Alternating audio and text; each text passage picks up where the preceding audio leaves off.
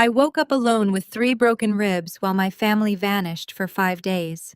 When my sister finally returned and asked if I had been discharged yet, the nurse's one-sentence reply left her frozen in shock. For 15 years, I was the disgrace of the family. The black sheep who dropped out of Spelman College refused to join the church choir and buried her face in a beat-up laptop. They called me useless. Until 5 days ago, when that so-called uselessness almost cost me my life. But they had no idea that my fall down the stairs that day had officially broken the very last chain holding me back. Before I continue this story, let me know where you are watching from in the comments below. Hit like and subscribe if you have ever had to cut off toxic family members to protect your peace. The rhythmic sterile beeping of a heart monitor was the first sound that pierced the heavy darkness of my unconscious mind. I tried to draw a deep breath, but a sharp, blinding pain tore through the right side of my chest, forcing a ragged gasp from my lips. My eyelids felt like they were weighted down with lead. When I finally forced them open, the harsh fluorescent lights of an intensive care unit at Atlanta General Hospital burned my eyes. I blinked against the sterile glare, waiting for my vision to clear. I slowly turned my head, fighting a wave of nausea and a pounding ache at the base of my skull. The room was completely empty. There were no balloons taped to the bed rails. There were no flowers sitting on the tray table. There was no anxious mother wringing her hands, no father pacing the floor, and certainly no sister shedding tears of concern. There was just me tangled in IV lines and the cold, clinical hum of medical machinery keeping me tethered to reality. I tried to speak, but my throat was as dry as sandpaper. I pressed the call button clipped to my bedsheet. Within moments, a nurse with kind eyes and a tired smile walked into the room. He checked the monitors, silencing a quiet alarm, before looking down at me with an expression I could only describe as profound pity. "You are finally awake, Aisha," he said, gently adjusting the flow of an IV bag above my head. "You gave us quite a scare. Where is my family?" The words scraped against my vocal cords. It took every ounce of strength I possessed just to form that simple sentence. The nurse paused, his hand stilling on the tubing. He looked away for a fraction of a second before meeting my gaze again. The evasion told me everything I needed to know before he even opened his mouth. "They left shortly after you were admitted," he replied softly. "They said they had travel arrangements that could not be altered. I am sorry, Aisha, but they did leave your personal belongings." He opened a plastic hospital bag sitting on the chair in the corner and pulled out my phone. He placed it carefully in my uninjured hand. "I will give you a moment," he said, stepping out of the room and closing the heavy glass door behind him. I lay there for a long time, the cold weight of the phone pressing into my palm. My chest throbbed with every shallow breath. I pressed the power button. The screen illuminated the dim room. There were no missed calls. There were no frantic voicemails asking if I had woken up. There was only one notification that mattered. It was a message in our family group chat, a chat ironically titled "The Blessed Family." I tapped the notification, my thumb trembling slightly. The message was from my older sister Vanessa, the golden child who had married a wealthy white real estate developer named Trent. The sister who had always viewed my existence as a stain on her perfectly curated life. "You have done enough to seek attention for 1 week, Aisha," the message read. "The doctor said you just have a minor sprain and some bruising. Stop playing the victim. Trent already paid for the entire family to fly out to a resort in Miami, and we are not going to let your childish tantrums ruin Mom and Dad's vacation. When they finally discharge you, just catch an Uber home. And do not bother calling us. We are turning our phones off to enjoy some actual peace and quiet." Attached to the text was a high-resolution photograph. I stared at the screen, my heart turning into a block of ice. It was a selfie taken in the luxurious first-class cabin of a commercial airliner. Vanessa was front and center, flashing her brilliant, cosmetically perfected smile, her hair flawlessly styled. Behind her sat our parents, Brenda and Desmond, clinking crystal champagne flutes together, looking more relaxed and joyous than I had seen them in years.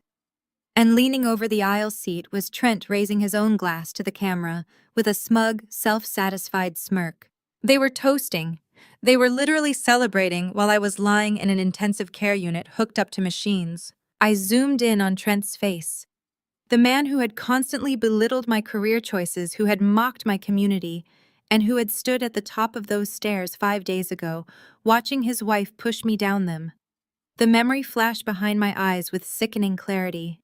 We had been standing in my grandfather's historic brick house near Spelman College. Trent wanted to bulldoze the heritage site to build high-end condos for his wealthy white investors. When I refused to sign over my 50% ownership, Vanessa had exploded. She screamed that I was just a college dropout, writing useless code demanding I sign the papers to secure Trent's future. When I turned to walk away, she lunged. She used both hands, shoving me forcefully between my shoulder blades. I remember the terrifying weightlessness, the brutal impact of concrete against my ribs, and the sickening crack of my skull.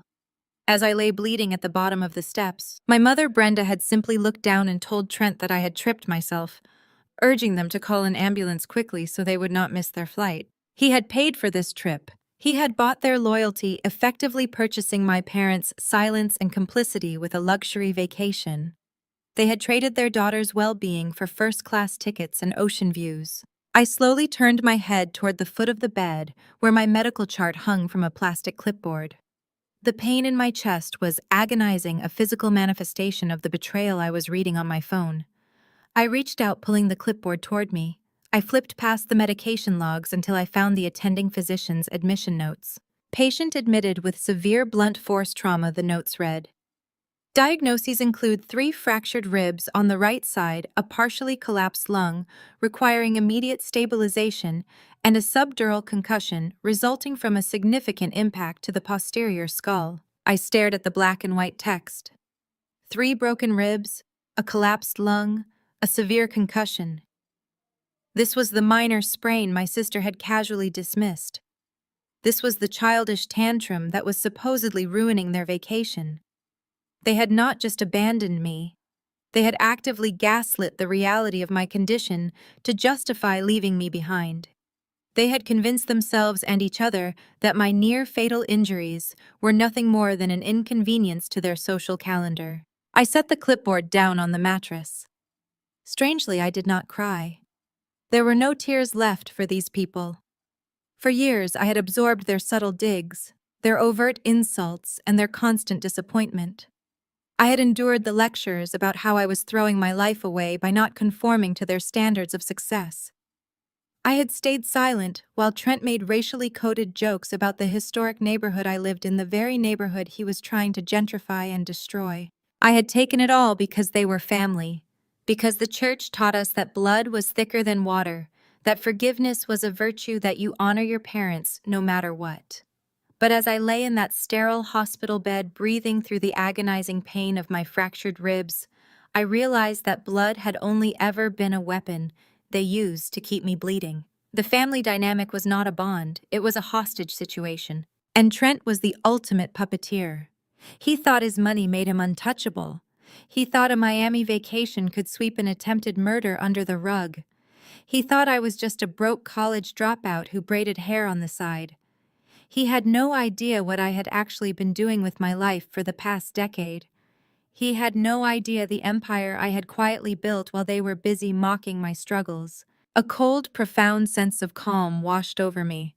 It started in my toes and spread upward, neutralizing the physical pain, freezing the emotional wounds. The little girl who just wanted her parents to be proud of her died on those concrete stairs 5 days ago. The woman who woke up in this hospital bed was someone entirely different. I picked up my phone again. I closed the family group chat, not bothering to type a reply. They wanted to enjoy their peace and quiet. I would let them. I swiped away the photo of their smiling faces and opened a secure encrypted messaging application hidden deep within a folder on my home screen. I tapped on a private contact. Not a friend or a nurse, but my chief operating officer and lead legal counsel. The man who managed the daily operations of a tech conglomerate that no one in my family knew I owned. My fingers flew across the digital keyboard, the physical pain in my body fueling every keystroke. "I am awake," I typed. "And I am done playing their game. Initiate the takeover protocol immediately. Freeze all secondary accounts linked to Trent's firm. Start the acquisition process. It is time to burn it all down." I hit send and watched the message turn green. I locked the screen, letting the phone drop onto the bedsheets. The heart monitor beside me beeped at a steady, rhythmic pace. I turned my head to look out the small window of my hospital room, watching the Atlanta skyline shimmer against the night sky. They thought they had left me with nothing but a hospital bill and a broken body. But they had made a fatal miscalculation. They had left me with absolute clarity. And as I stared at the city lights, a slow, dark smile crept across my face. Their luxurious vacation in Miami was about to become the most expensive trip of their lives. The sharp throbbing in my ribs pulled me away from the glowing city lights and dragged me right back to the very moment this nightmare started. 5 days ago, I was standing in the foyer of my grandfather's house, breathing in the familiar scent of aged pine wood and sweetgrass. That house was a cornerstone of the Sweet Auburn district, a piece of deep history sitting proudly near the Spelman College campus where I had once been a student. It was a sanctuary for generations of our community. But to Trent, my sister's husband, it was nothing more than an obstacle in the way of a massive payout.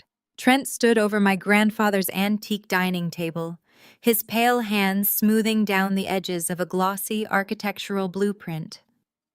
He was explaining his vision with that grating, patronizing tone he reserved specifically for me. He pointed to the blueprints detailing how he was going to bulldoze the historic red brick structure and replace it with a towering complex of luxury condominiums. He talked about bringing value to the neighborhood, which was just his sterile corporate code word for pushing out the black families who had lived there for decades and replacing them with his wealthy white investors. I stood my ground at the opposite end of the table.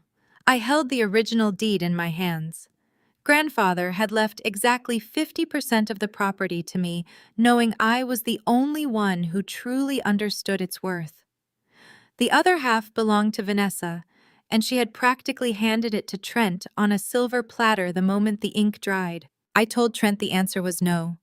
I told him I would never sign over my share of the property, not for any amount of money, and certainly not to watch him erase our heritage to build a coffee shop and a cycling studio. Trent sighed heavily, pinching the bridge of his nose like he was dealing with an unruly toddler. He looked at Vanessa, giving her that silent, expectant stare that demanded she handle her problematic family member. Vanessa stepped up immediately, her designer heels clicking sharply against the hardwood floor. She snatched the blueprints from the table and shoved the transfer agreement in my face. She screamed that I was being ridiculously selfish. She told me I was nothing but a college dropout, wasting my life away writing useless lines of code in a dark room while Trent was a top-tier real estate developer trying to secure their future. She yelled that I was embarrassing the family, that my refusal to cooperate was just another pathetic cry for attention from the sister who had failed out of a prestigious university just to go braid hair for a few dollars. I looked past her to the doorway where our parents, Beatrice and Desmond, stood with their matching leather luggage already packed for Miami. I asked them to intervene. I asked them how they could stand by and watch Trent tear down the house where my father grew up. My father looked away, suddenly very interested in checking the flight itinerary on his phone. He always took the path of least resistance, especially when Trent was footing the bill. My mother, Beatrice, simply adjusted her silk scarf and glared at me. She told me to stop being difficult. She said Trent was doing us a favor, that the house was old and useless, much like my stubborn attitude. She demanded I sign the paper right then and there so they could head to the airport in peace. I refused again. I folded the deed, put it in my bag, and turned my back on them. I walked toward the heavy oak front door, stepping out onto the high stone porch. The steep concrete steps stretched down to the sidewalk below. I did not even hear Vanessa coming. She rushed out the front door after me, screaming that I was not going to ruin her husband's multi-million-dollar deal. She grabbed my shoulder, yanking me backward. I stumbled, trying to regain my balance on the edge of the top step. I told her to let me go. I reached for the railing, but she slapped my hand away. She lunged forward. She did not just push me. She planted both of her hands squarely against my chest and shoved with every ounce of force she had. My feet slipped off the edge of the stone. For one terrifying heartbeat, there was nothing but empty air beneath me. Then gravity took over. My body slammed into the sharp concrete edge of the first step. The impact knocked the breath out of my lungs in a violent rush. I tumbled downward, my shoulder hitting the stone, then my hip, then my ribs. A sickening crack echoed in my ears as my chest took the brunt of the fall. Finally, the back of my head struck the bottom step with a blinding flash of white light. I lay sprawled on the concrete walkway. Every nerve in my body was screaming in agony. I could not breathe. I could not move my arms. The metallic taste of blood filled my mouth. Through my blurred, darkening vision, I looked up the steep flight of stairs. Vanessa was standing at the top, her hands still raised in front of her, breathing heavily. Trent stepped out beside her, looking down at my broken body with an expression of mild annoyance. Then my mother stepped out onto the porch. I tried to call out to her. I tried to ask for help, but the only sound that escaped my lips was a wet, rattling gasp. Beatrice did not run down the stairs. She did not scream for help. She calmly looked at her diamond wristwatch.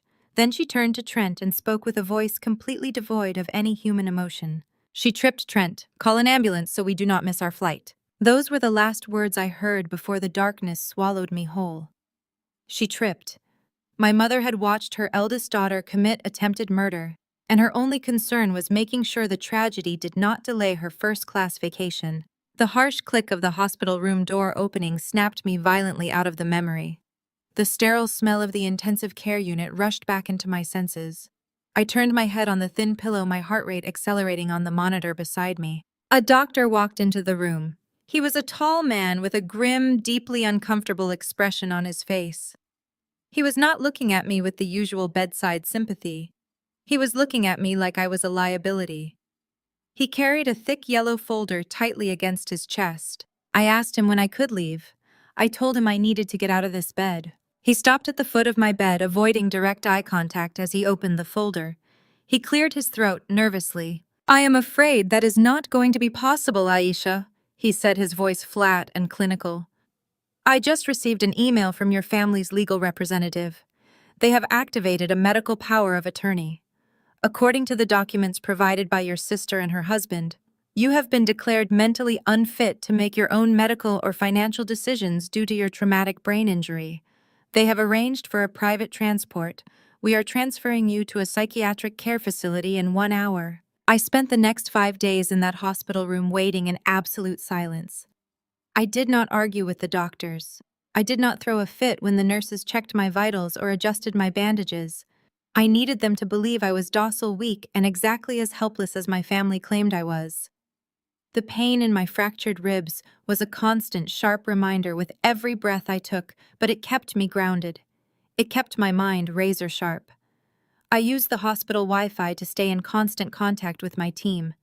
While my family was sipping margaritas and soaking up the Florida sun, I was orchestrating the systematic dismantling of Trent's entire real estate empire from a sterile bed in Atlanta. On the morning of the 5th day, the heavy wooden door to my private room did not simply open. It was pushed wide open with the kind of arrogant force that announced exactly who was stepping through the frame. They did not knock. They did not ask the nurses for permission to enter. They just strolled in like they owned the building. Trent walked in first. His skin was roasted to a crisp Miami pink, and he was wearing a tailored linen shirt, unbuttoned just enough to display his supreme, unearned confidence. He smelled like expensive coconut sunscreen and aged rum, a nauseating contrast to the clinical scent of antiseptic that had surrounded me all week. Vanessa was right behind him. My sister looked like she had just stepped off a yacht. She wore a breezy designer sundress, her hair braided perfectly with a pair of oversized sunglasses pushed up onto her head. She looked completely refreshed. There was not a single trace of guilt on her face. Not a single shadow of remorse in her eyes for the fact that her own 2 hands had violently shoved me down a flight of concrete stairs. My parents, Brenda and Desmond, trailed in behind them. My father was busy checking his golf handicap on his phone, barely glancing in my direction. My mother adjusted the strap of her leather tote bag and let out a long, dramatic sigh, looking around my hospital room as if my near-fatal injury was a personal inconvenience to her social calendar. And they were not alone. Trailing behind my family was a man I did not recognize. He wore a sharp gray suit and carried a thick leather briefcase. He had the rigid, emotionless posture of a corporate bulldog. A lawyer. They had actually brought a lawyer to my hospital room. Trent did not ask how I was feeling. He did not ask if my lung had healed or if the swelling in my brain had gone down. He marched straight to the foot of my bed, completely invading my space, and dropped a heavy stack of legal documents right onto my lap. "The vacation is over, Aisha," Trent announced, his voice dripping with condescension. "I am tired of playing these games with you. My investors are getting impatient, and I am not going to let a stubborn unemployed dropout hold up a $50 million development project." I looked down at the thick stack of paper. The top sheet was a standard property transfer agreement. The second sheet was something much worse. It was a medical power of attorney, granting Vanessa full control over my medical and psychiatric care. Vanessa stepped up beside her husband, crossing her arms over her chest. "You need help, Aisha," she said. Her voice laced with that fake, syrupy concern she always used when she was trying to manipulate a situation. "Throwing yourself down the stairs just to spite my husband. That is not normal behavior. It is unhinged. We talked to a specialist in Miami. They have a wonderful long-term psychiatric facility upstate. You can go there, rest your mind, and get the heavy medication you clearly need." The audacity of her gaslighting was breathtaking. She was actually going to look me in the eye, rewrite history, and commit me to a mental asylum to steal my property. I looked past her to my parents. "Mom, Dad," I asked, keeping my voice intentionally soft and weak. "Are you really going to let her do this? Are you going to let her lock me away?" My mother refused to meet my gaze. She reached out and picked an imaginary piece of lint off Trent's sleeve. "Aisha, please stop being so difficult," Brenda sighed. "Your sister and Trent are graciously trying to clean up the mess you made. You have always been prone to these dramatic outbursts. You clearly need professional supervision. Just sign the papers so we can all move on with our lives. We have a charity gala to attend this evening, and I am exhausted from the flight." The lawyer stepped forward, unclicking a silver fountain pen and holding it out to me. "Miss Wilson, if you would just sign the highlighted sections, we can facilitate your transfer to the care facility immediately." I did not take the pen. I just stared at Trent.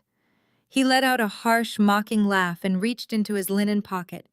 He pulled out a folded piece of paper and tossed it directly onto my chest. "You think you have leverage here?" Trent sneered, leaning over the bed rail to get close to my face. "Look at that paper, Aisha. That is your hospital bill. $85,000. You do not have health insurance. You do not have a real job. You braid hair and play on your computer.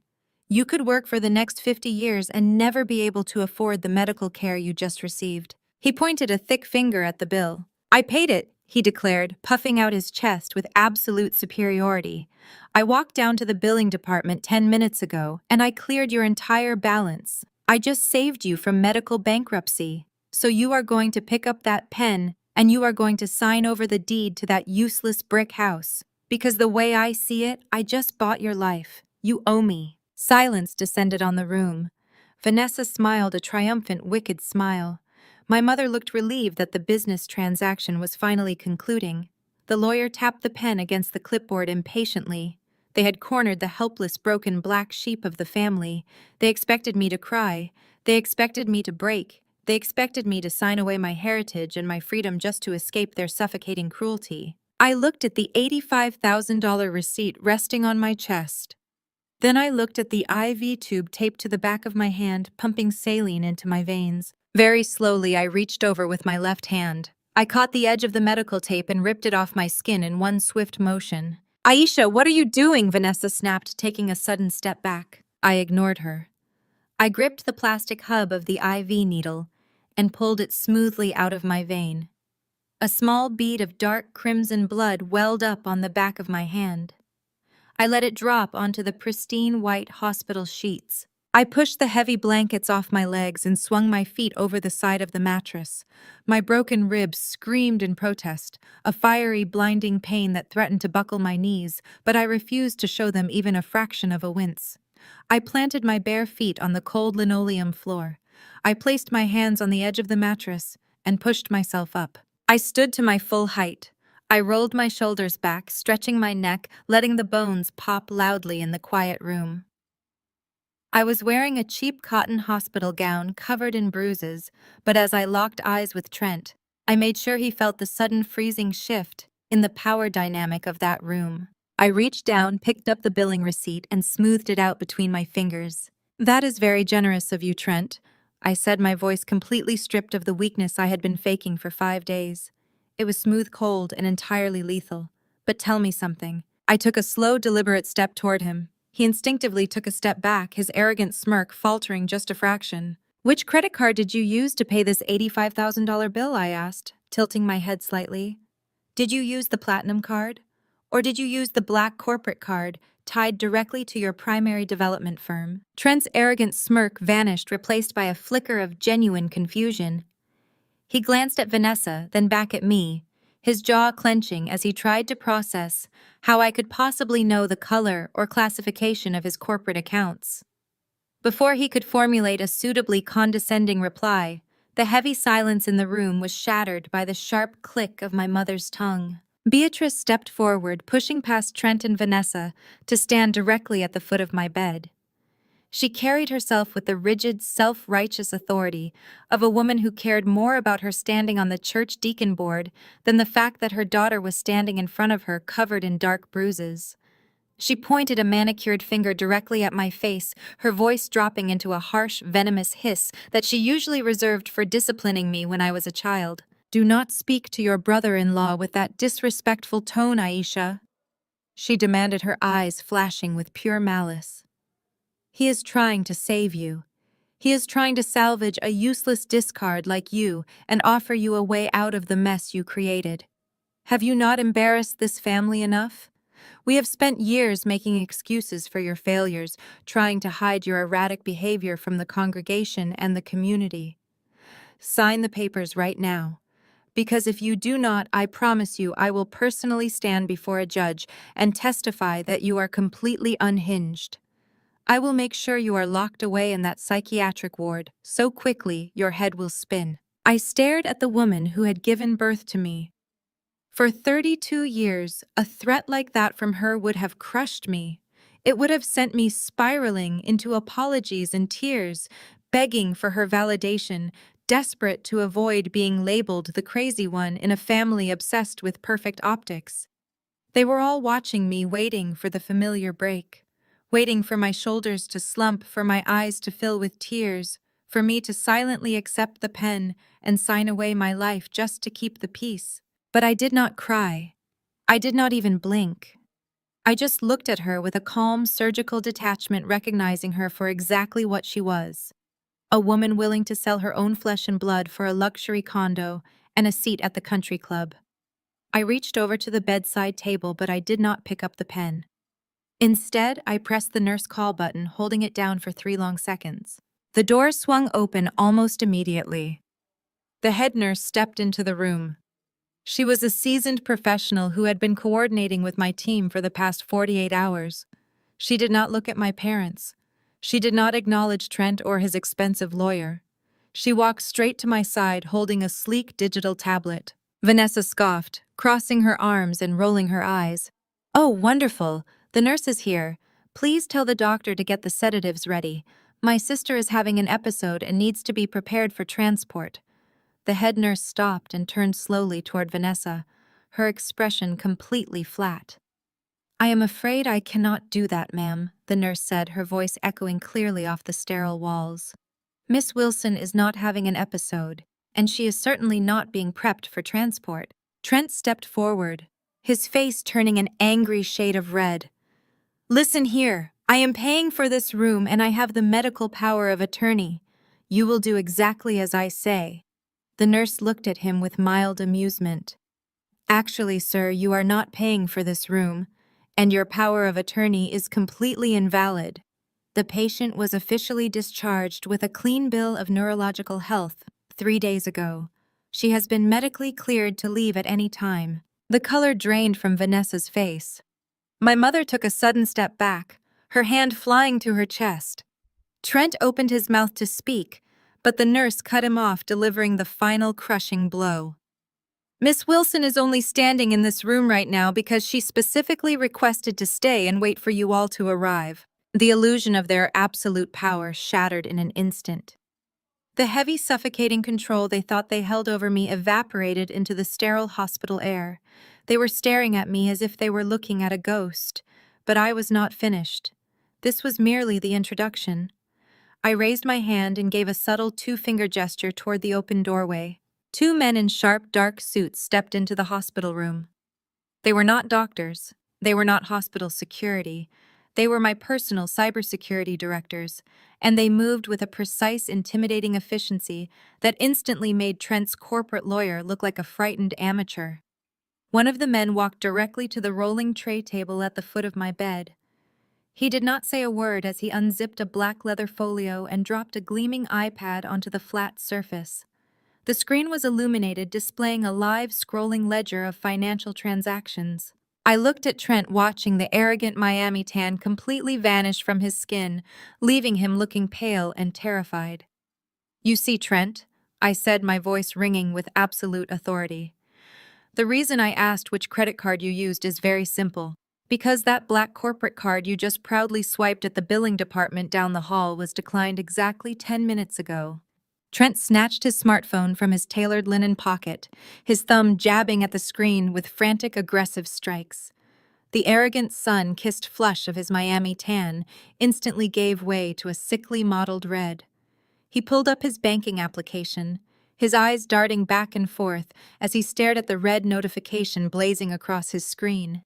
He refreshed the page once, then twice, his breathing growing shallow and rapid in the quiet hospital room. "Did you honestly believe I spent the last 5 years of my life sitting in the dark, feeling sorry for myself?" I asked, taking another slow, deliberate step toward him. My bare feet moved silently against the cold linoleum.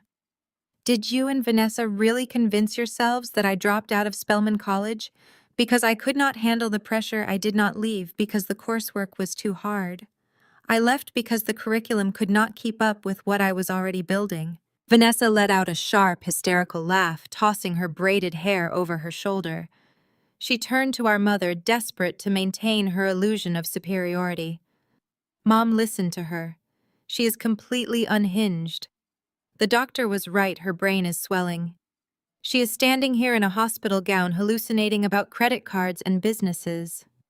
I did not look at my sister. I kept my eyes locked entirely on Trent, watching the realization slowly begin to crack his foundation. "That secure billing portal you just tried to run your maxed-out corporate card through?" I continued, my voice smooth and lethal. "I wrote the source code for it in the basement of grandfather's house. The house you are trying to steal. That portal is operated by Synapse Health, a telehealth and medical financial logistics platform that currently processes transactions for over 400 medical facilities across the Southeast." Trent lowered his phone, his jaw working silently as he tried to formulate a response. "I am the sole founder of Synapse Health," I stated, letting the words drop like heavy stones into the sterile air. "And I hold exactly 80% of the controlling shares.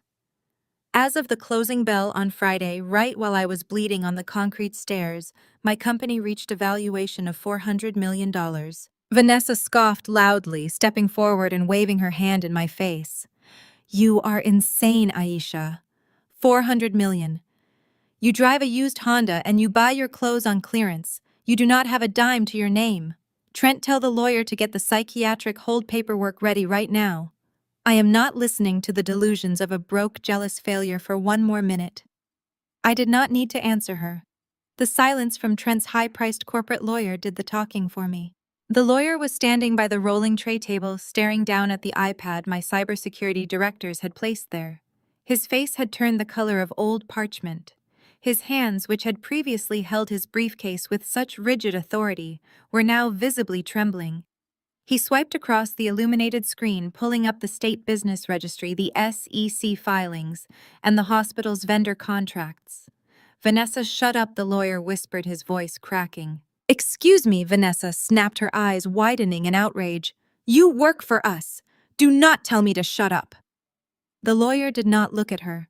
He slowly rotated the iPad, turning the screen so Trent could see the brightly lit documents.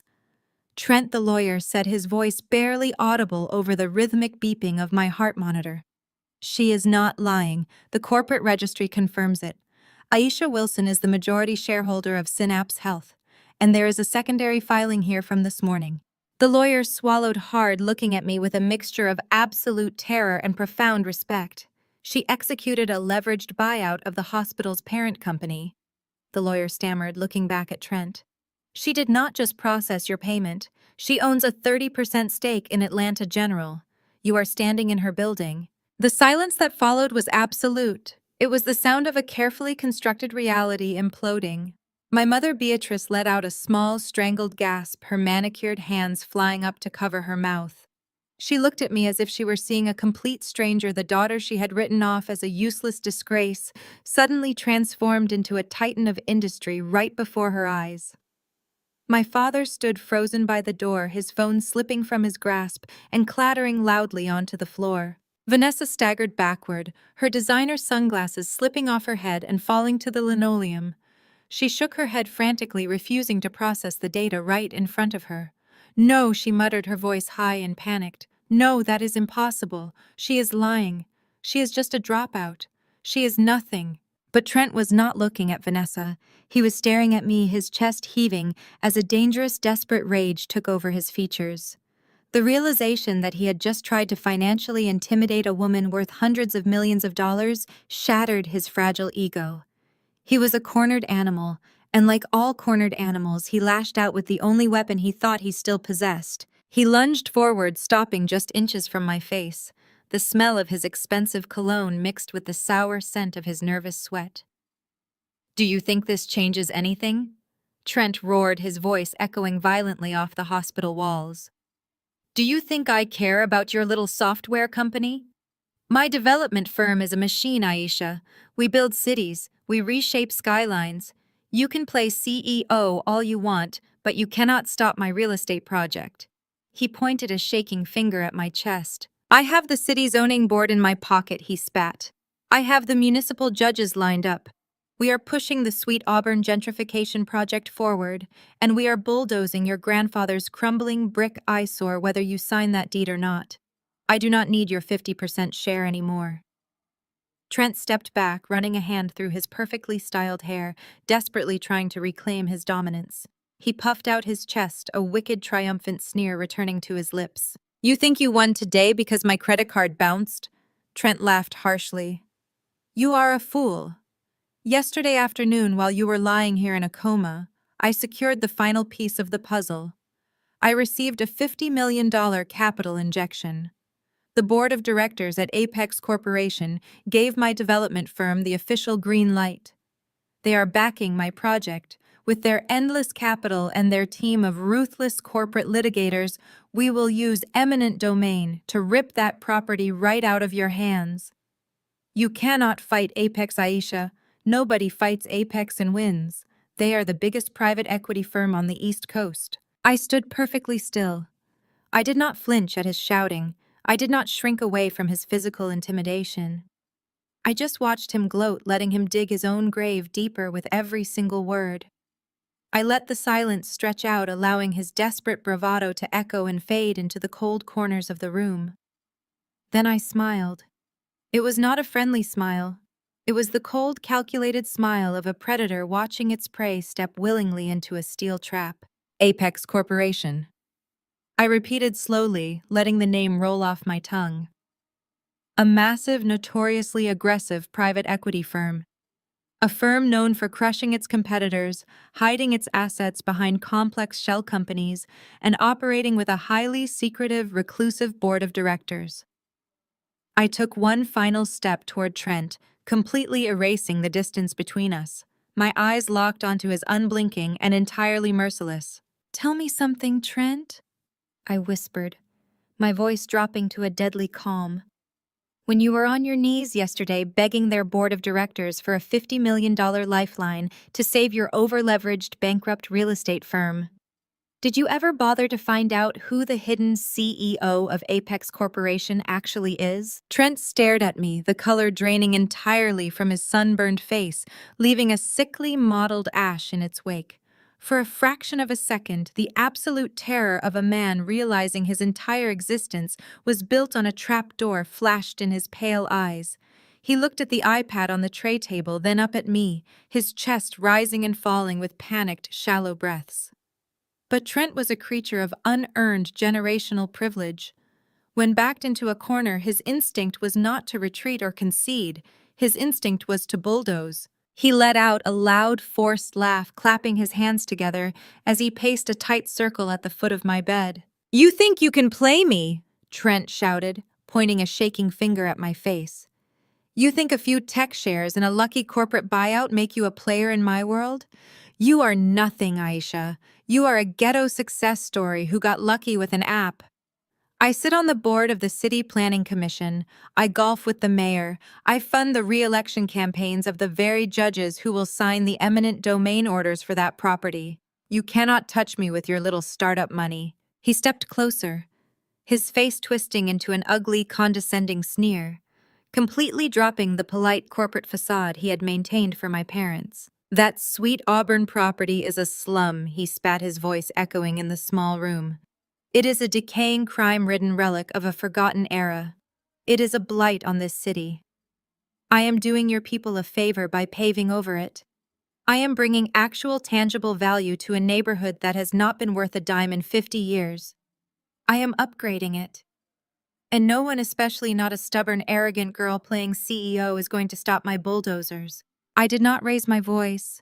I did not flinch at his racial coding or his blatant disrespect for the community that had built my family.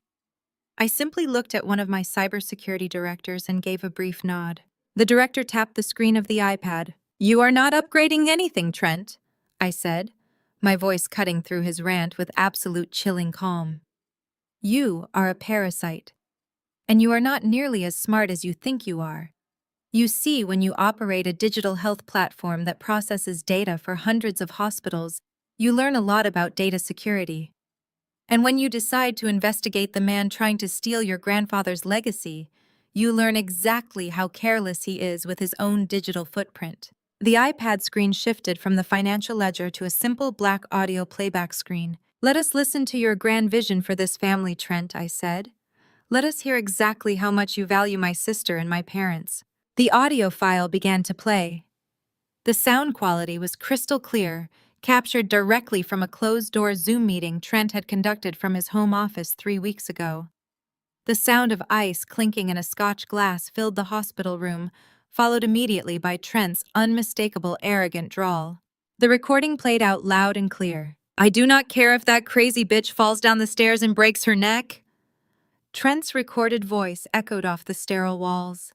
In fact, it would make the property transfer a hell of a lot easier. "Her family is desperate for the cash. They are pathetic. They follow me around like starving dogs just because I pay for their dinners." Vanessa froze. The haughty, irritated expression she had been wearing instantly shattered. She stared at the iPad, her mouth slightly parted in shock. My father let out a quiet gasp, stepping back until his shoulders hit the wall. The audio kept playing. "Once the demolition is approved and the Apex money hits the holding account." "I am done with this charade." Trent's recorded voice continued, laughing cruelly with the unseen men on the other end of the call. "I am serving Vanessa with divorce papers the very next morning. I am taking the $50 million, liquidating the local assets, and heading straight back to Florida. I am absolutely exhausted from dealing with this stupid, high-maintenance woman and her delusional social climbing parents. They actually think they are my equals. It is a joke." The cybersecurity director tapped the screen, cutting the audio off, leaving the room trapped in a suffocating, ringing silence. The perfect illusion of my sister's marriage had just been detonated in the middle of a hospital room. Vanessa stood completely immobilized. Her designer handbag slipped from her fingers, hitting the linoleum floor with a heavy thud. She looked at Trent, her eyes wide, brimming with a sudden, devastating realization. The man she had championed, the man she had violently shoved me down a flight of concrete stairs for, had just admitted to planning to discard her like trash the moment he got his hands on my grandfather's land. Trent's face had gone completely white. His jaw worked silently, trying to find a lie, an excuse, a way to spin the undeniable truth of his own recorded words. Vanessa, he started, taking a tentative step toward her, holding his hands up defensively. Vanessa, baby, listen to me. That audio is doctored. It is AI. She faked it to tear us apart. Vanessa did not speak. She stepped forward, her movements rigid and mechanical. She closed the distance between them, and with every ounce of fury she possessed, she swung her arm and slapped Trent directly across the face. The crack of her palm against his cheek sounded like a gunshot. Trent stumbled backward, his hand flying up to his reddening face, his eyes flashing with sudden violent anger. "You bastard!" Vanessa screamed, her voice tearing at the seams. "You used me! You made me fight my own sister! You made me push her! I gave you everything, I handed you my half of the deed, and you were going to leave me with nothing." The polished country club facade of my brother-in-law completely vanished. The gentleman real estate developer was gone, replaced by the ruthless, greedy opportunist he truly was. He dropped his hand from his face and glared at her, his lips curling into a vicious sneer. "Oh, grow up, Vanessa," Trent yelled back, taking a threatening step toward her. "You think I actually wanted to be married to you? You think I enjoyed listening to you whine about your credit card limits and your country club gossip? You were a means to an end. You are the easiest, most gullible mark I have ever met. I wanted the sweet Auburn land, and you handed it over because you are too stupid to understand the value of your own inheritance." Vanessa lunged at him again, her perfectly manicured nails aiming for his face, screaming a stream of curses that echoed down the hospital corridor.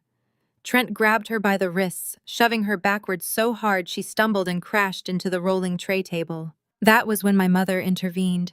But Beatrice did not run to comfort her weeping, betrayed daughter. She did not turn to Trent and demand he leave the room for putting his hands on Vanessa. She did not look at me and apologize for the fact that she had just tried to commit me to an asylum to appease a con artist. Instead, Beatrice rushed to the hospital room door, grabbed the heavy metal handle and slammed it shut, pulling the privacy blinds down with frantic, shaking hands. She spun around to face the room, her eyes wide with sheer panic, her chest heaving. "Stop it!" Beatrice hissed, her voice a harsh, desperate whisper. "Stop this right now! Both of you, shut your mouths!" She hurried over to Vanessa, grabbing her by the shoulders and shaking her roughly, forcing my sister to stop crying. "Are you out of your mind?" Beatrice demanded, glaring at Vanessa, then shooting a furious look at Trent. "Do you want the entire hospital to hear this? Do you want the nurses gossiping about us? Do you want this in the local papers?" "Mom, he is stealing from us," Vanessa sobbed, struggling against our mother's grip. "He is going to divorce me. He called us dogs. I do not care what he called us." Beatrice snapped, her obsession with optics overriding every single maternal instinct she possessed. "We do not air our dirty laundry in public. We deal with family matters behind closed doors.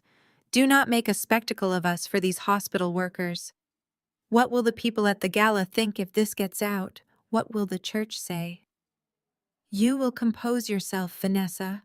And Trent, you will step away from her immediately. We are going to sit down.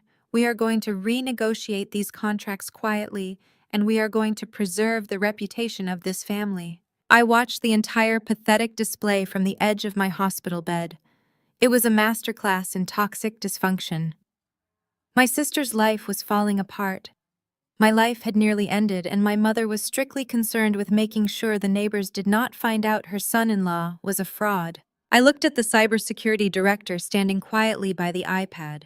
He caught my eye and gave a subtle confirming nod. I cleared my throat, forcing the warring factions of my family to turn their attention back to the true orchestrator of this room. "There is going to be no quiet renegotiation, Mother," I said smoothly. "And Trent is not going back to Florida with a single dime. Because while you were all busy yelling at each other about who is the biggest embarrassment to the family name, I was busy executing the final phase of my leverage." I turned my gaze entirely to Trent, who was still glaring at Vanessa, breathing heavily. I asked you earlier if you bothered to find out who the hidden CEO of Apex Corporation was. I said, my voice dropping to a dangerous quiet cadence. The company you begged for a $50 million lifeline. The company whose board of directors just approved your funding yesterday. Trent turned slowly to face me.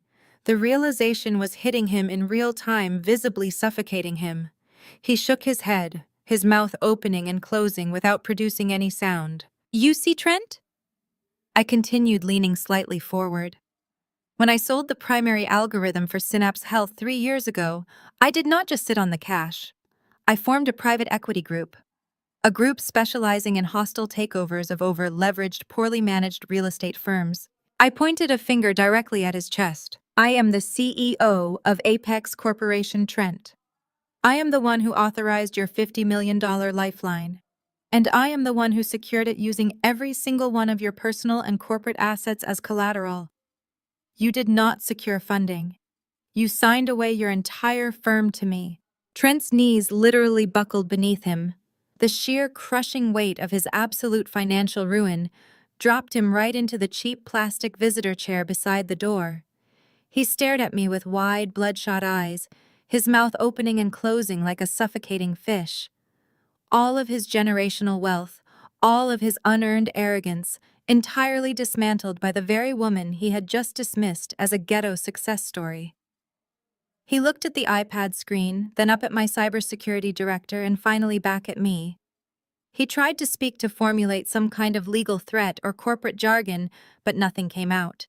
He was completely paralyzed by the realization that his entire net worth, his properties, and his future were now entirely at my mercy. I watched him hyperventilate, feeling a profound, icy satisfaction. I had not just beaten him. I had legally and systematically erased him. But the silence in the room did not last long. My father Desmond finally moved.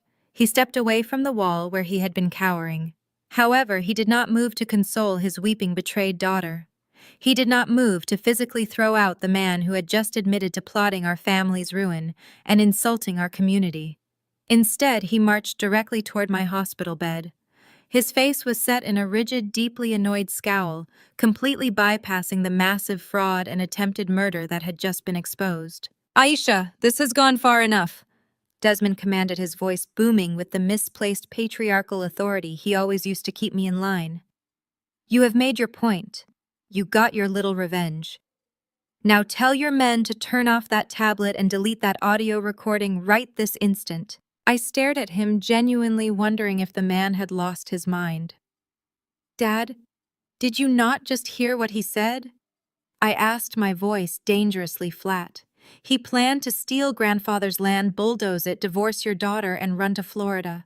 He just admitted to it." "I heard him perfectly fine," my father snapped, waving his hand as if swatting away a minor annoyance. "Trent is a businessman under a lot of stress. People say things they do not mean when they are pressured. We can sit down like adults and negotiate a better contract for the Sweet Auburn property, but you are not going to destroy his firm, and you are certainly not going to leak that recording. Trent brings money into this family. He elevates our status. How do you expect your mother and me to face the pastor on Sunday if this gets out? How do we walk into the country club if the entire city knows our son-in-law is bankrupt and our family is fractured? You have to think about the reputation of this family." The sheer audacity of his words hung in the sterile air. He was entirely willing to sacrifice my safety, my property, and even Vanessa's marriage, all to protect the flimsy, hypocritical image of the perfect Wilson family. I slowly pushed myself up slightly higher on the pillows, ignoring the sharp pain in my fractured ribs. "Reputation?" I asked, letting out a harsh, humorless laugh that made my father flinch. "You want to stand in this hospital room looking at the bruises on my chest and lecture me about the reputation of this family?"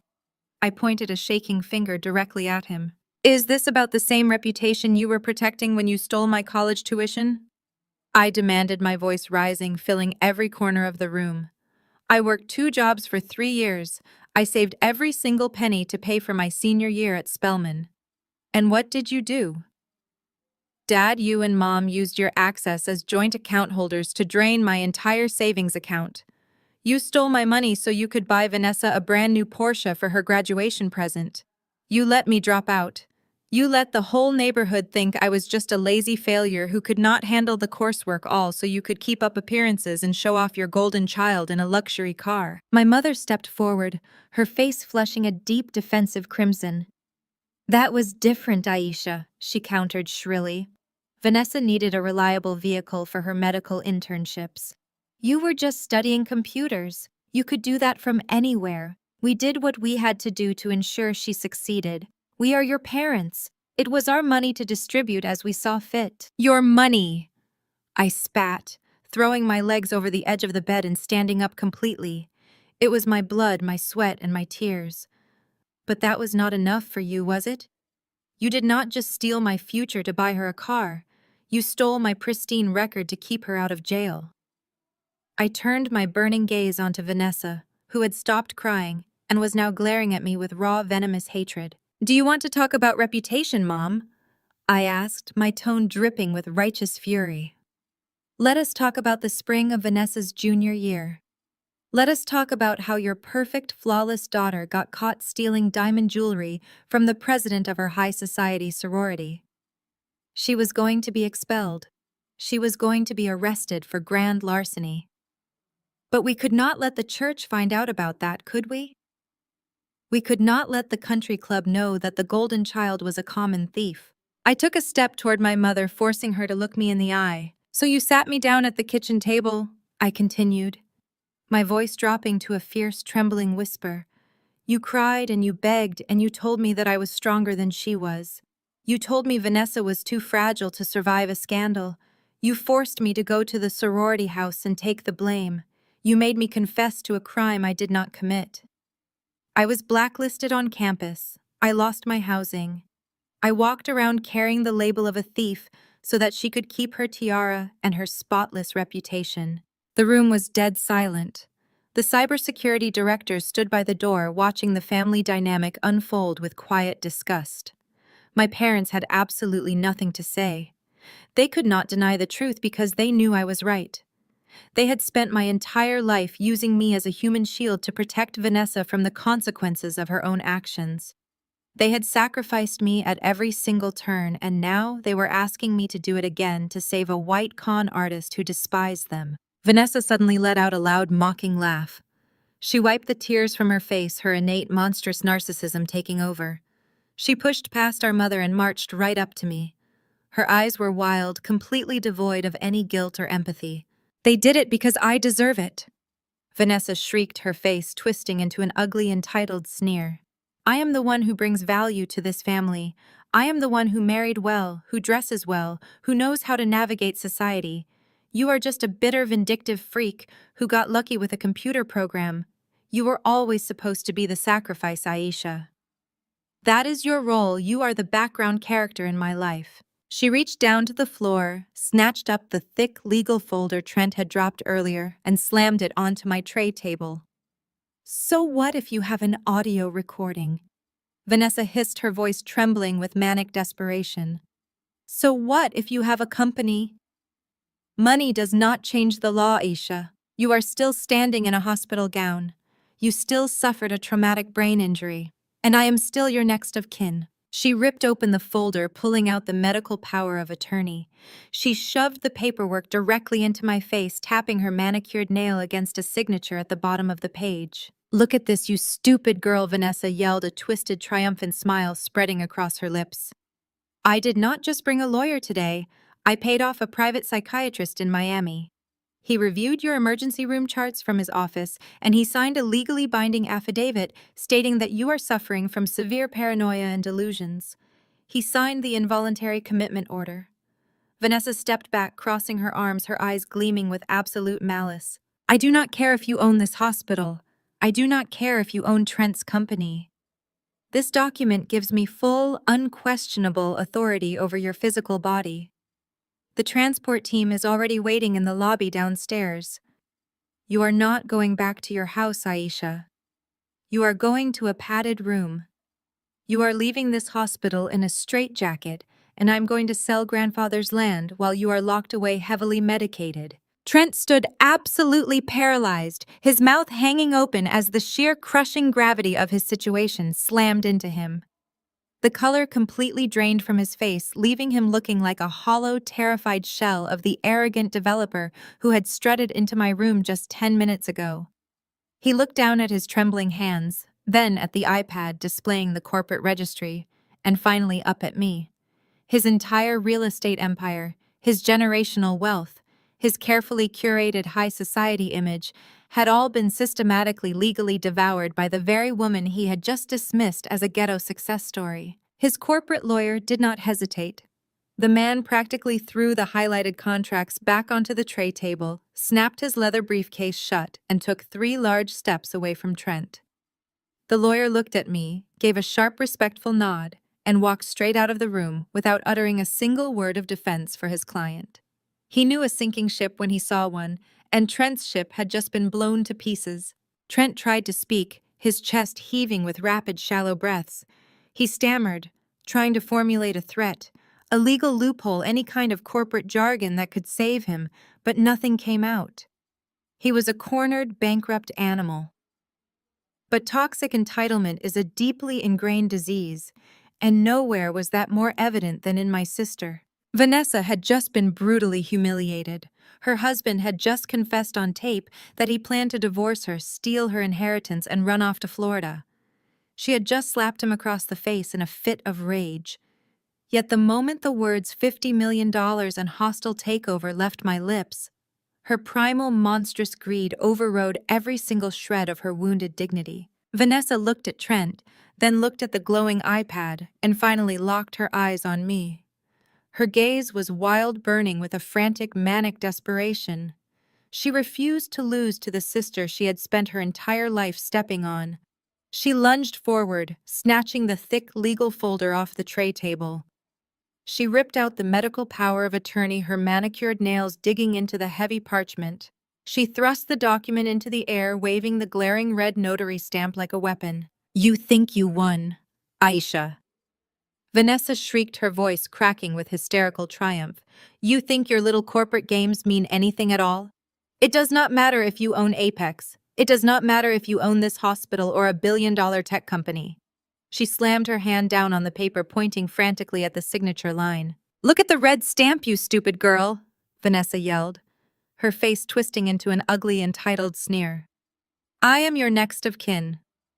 I have the signed affidavit from a licensed psychiatrist stating that you suffered a traumatic brain injury and possess 0 mental capacity. This document gives me full, unquestionable legal authority over every single asset you own. If you are the CEO of Apex, then congratulations. I now control Apex. I control your bank accounts, your tech company, and your real estate portfolio." The realization hit Trent like a bolt of lightning. The sheer predatory greed in his eyes reignited instantly. He wiped a drop of blood from his lip where Vanessa had slapped him, and a slow, wicked smile spread across his face. He completely ignored the fact that his wife had just assaulted him, stepping right up beside her to reform their toxic alliance. "She is absolutely right," Trent sneered, his chest puffing out with renewed, arrogant confidence. "You overplayed your hand, Aisha. You gave us the keys to the kingdom. With this document, my wife has complete conservatorship over your estate. I am going to take that power of attorney directly to the bank. We are going to drain Apex dry. We are going to liquidate your tech shares, transfer the funds to offshore accounts, and leave you with absolutely nothing. And when we are done draining your accounts, we are going to sign the authorization to have you permanently locked inside a psychiatric ward. You are never seeing the outside of a padded room." My parents stepped forward, creating a unified, suffocating wall of family betrayal. Beatrice adjusted her silk scarf, her expression completely devoid of maternal instinct. "Trent is right, Aisha," she said, her voice dripping with cold condescension. "You brought this entirely on yourself with your stubbornness and your disrespect. If you had just signed the house over quietly, none of this would be happening. We are doing what is best for the family. You clearly are not in your right mind to manage such vast amounts of money. Vanessa is much more suited for high society wealth management. You will be well cared for in the facility." My father Desmond nodded in agreement, staring at me with a pathetic mix of cowardice and greed. "You need to think about the family reputation, Aisha," he added, his voice low and lecturing. Trent and Vanessa can use that capital to elevate our standing in the community. You have always been too erratic to handle real responsibility. Just accept your situation. Do not make this any uglier than it has to be. I looked at the four of them standing at the foot of my bed. They were entirely willing to enslave me financially, steal my life's work, and strip away my basic human rights just to maintain their opulent lifestyle. They were so blinded by their own greed and superiority that they could not see the massive gaping hole in the center of their master plan. I did not scream. I did not cry. I did not beg for their mercy. I simply shook my head, letting out a soft, genuine sigh of profound pity. Vanessa, I said, my voice cutting through their collective arrogance with chilling surgical precision. You spent 4 years at a prestigious university, and yet you never bothered to actually learn how to read a legal contract. Vanessa's triumphant smile faltered for a fraction of a second. What are you talking about? She snapped, clutching the document tighter against her chest. This has a red notary seal. It is a binding federal order. I took a slow step toward her, my bare feet silent on the floor. I reached out and gently tapped the thick parchment she was holding. You paid a discount psychiatrist in Miami to sign a specific medical directive without ever examining me in person, I explained, maintaining absolute eye contact with her. You told him I fell down the stairs and suffered severe head trauma, so he provided you with a standard emergency incapacitation guardianship form. But if you had bothered to read the fine print under subsection 4 of that specific document, you would have noticed a very important, very fatal caveat. Trent frowned, leaning in to look at the paper in Vanessa's hands. What caveat? He demanded, his voice losing its confident edge. That document is only legally binding if the principal is currently living in a verified, irreversible vegetative state, I stated clearly, letting each word land like a hammer blow. It requires the attending hospital physician to sign an attached addendum confirming that the patient is entirely non-responsive and incapable of basic cognitive function. I gestured broadly to my own body. Does it look like I am in a vegetative state, Vanessa? I asked, tilting my head. I am standing upright. I am speaking in complete sentences. I just explained a complex corporate leveraged buyout to your bankrupt husband. Furthermore, the head nurse just stood in this exact room and confirmed out loud that I was medically discharged with a clean bill of neurological health 3 days ago. Vanessa stared at the paper in her hands, her eyes scanning the tiny print at the bottom of the page. Her face turned a sickly ash gray as she found the exact subsection I had just quoted. That piece of paper you are holding is not a key to my empire, I whispered, stepping even closer so she could feel the absolute finality of her defeat. It is completely useless. It is legally void. In fact, all that piece of paper proves is that you and your husband engaged in a premeditated conspiracy to commit medical and financial fraud. Trent ripped the paper out of Vanessa's hands, staring at the text. His breathing hitched. He dropped the document onto the floor as if it had suddenly caught fire. He took a stumbling step backward, looking frantically at the closed door, his survival instinct screaming at him to run. But I was not finished. The trap had not fully snapped shut yet. You thought you were so incredibly smart, Trent? I continued, my voice echoing in the quiet room.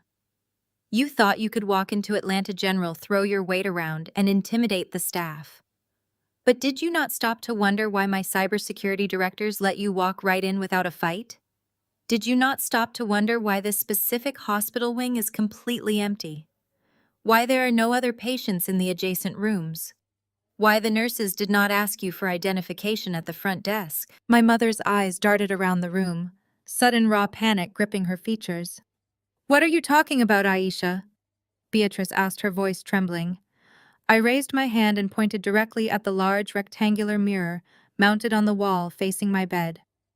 And let me introduce you to the final piece of the puzzle, I said, allowing a cold, victorious smile to finally spread across my face.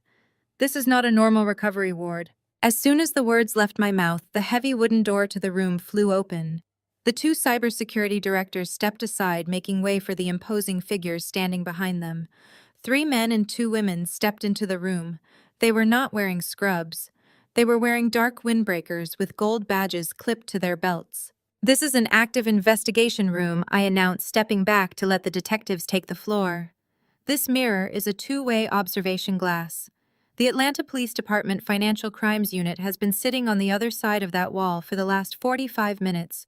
They have recorded every single word of your extortion attempt, your admission of fraud, and your conspiracy to commit me to an asylum." The lead detective stepped forward, pulling a pair of heavy steel handcuffs from his belt. The metallic clink sounded louder than thunder in the terrified silence of the room. Trent Wilson and Vanessa Wilson, the detective, said, his voice booming with official, inescapable authority. "You are both under arrest for attempted grand larceny, conspiracy to commit medical fraud, and the attempted murder of Aisha Wilson. You have the right to remain silent. I highly suggest you finally use it." The lead detective moved with a practiced, terrifying efficiency. He did not yell and he did not posture. He simply stepped forward, his heavy boots squeaking slightly against the polished linoleum, and grabbed Trent by the bicep. The cold metallic ratcheting sound of the handcuffs snapping shut around Trent's wrists echoed with absolute finality. Trent instantly shattered. The arrogant, wealthy developer who had just threatened to bulldoze my community and lock me in a padded room vanished. In his place was a trembling, pathetic coward. "Wait, wait, wait!" Trent stammered, his voice cracking as his knees gave out, forcing the detective to physically hold him upright. "You have this all wrong. I am just a businessman. I just signed the acquisition papers. I did not touch her. I was not even in the house when she fell. It was her." Trent violently jerked his head toward Vanessa, tossing his wife to the wolves without a single second of hesitation. "It was all her idea." Trent cried out, tears of genuine panic welling in his pale eyes. "She wanted the money. She is the one who pushed her. I had nothing to do with the physical altercation. I demand my lawyer." "You cannot do this to me." Vanessa recoiled as if Trent had just stabbed her in the chest, her face contorted into a mask of absolute horror and fury. But before she could scream at him, a female detective stepped in, gripping Vanessa's arm and spinning her around to apply the cuffs. "Get your hands off me," Vanessa shrieked, thrashing her shoulders wildly. "Do you know who I am? You cannot arrest me. I am her sister. I am her next of kin. She is completely delusional. She fell down those stairs because she is clumsy and unstable. I tried to catch her. I tried to save her life.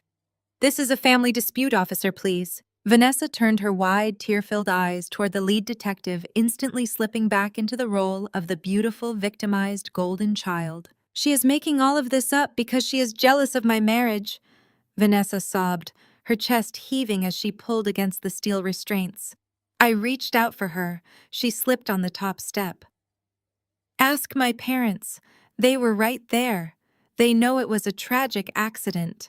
My father and mother stood frozen against the wall, trapped in the nightmare of their own making. Beatrice opened her mouth, her maternal instinct to protect Vanessa automatically kicking in. She took a breath, ready to lie to the Atlanta Police Department, just like she had lied to everyone else her entire life. But I did not give her the chance. "Detective Harris, if you would direct your attention to the monitor," I said, my voice slicing through Vanessa's hysterical sobbing like a scalpel. I nodded to my cybersecurity director. He tapped a final sequence onto his iPad.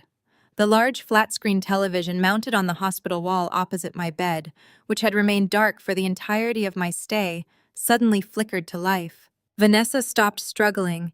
Trent stopped whining. My parents turned their heads, their eyes locking onto the illuminated screen. "You see, Vanessa," I continued, my tone dropping to a conversational, almost academic rhythm. "You and Trent made a very critical miscalculation. You assumed that because grandfather's property was old and situated in a historically marginalized neighborhood, it was unprotected. You thought it was just a decaying brick eyesore that you could easily steal." The screen brightened, displaying a crystal-clear, wide-angle view of the grand oak staircase inside the family estate. The image quality was breathtakingly sharp. "I am the CEO of a multi-million-dollar technology and data security firm," I reminded them, watching the color completely drain from Vanessa's face. "Did you honestly believe I would leave my primary physical assets unmonitored? I installed a network of high-definition cloud-backed motion, activated security cameras throughout the entire estate last month. I put them in the day after I caught Trent's surveyors sneaking around the property line trying to measure the acreage. The video on the screen began to play. There was no audio, but the visual evidence was more devastating than any words could ever be. It showed the two of us standing at the top of the stairs. The 4K resolution captured every single detail of the confrontation. It captured the exact moment I turned my back to walk away. It captured the twisted, venomous rage that contorted Vanessa's beautiful face. And it captured in undeniable high-definition clarity.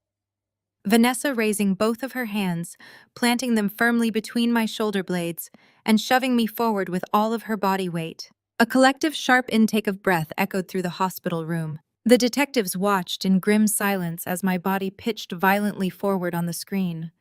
They watched the brutal, uncontrollable tumble down the heavy wooden steps. They watched me hit the bottom landing, my body going completely limp as blood immediately began to pool on the hardwood floor. Vanessa's knees buckled. She hung entirely from the female detective's grip, her eyes wide, staring at the screen in absolute paralyzing horror. The lie she had clung to, the delusion she had sold to the authorities, to the doctors, and to herself evaporated in an instant. The camera did not lie. It did not care about her country club memberships, her designer clothes, or her golden child status. It only captured the truth. But the video was not over. I kept my eyes locked on my parents as the footage continued to play. 10 seconds after I hit the floor on the screen, Desmond and Beatrice walked into the frame. My mother let out a strangled, agonizing gasp, covering her mouth with both hands as she watched herself on the monitor. The detectives leaned closer, their expressions shifting from professional detachment to raw, visceral disgust. On the screen, my parents walked down the stairs. They looked directly at my broken, bleeding body, lying motionless on the floor. And then, with chilling apathy, my father stepped carefully around my legs so as not to scuff his expensive leather shoes. My mother did not kneel beside me. She did not check my pulse. She did not scream for an ambulance.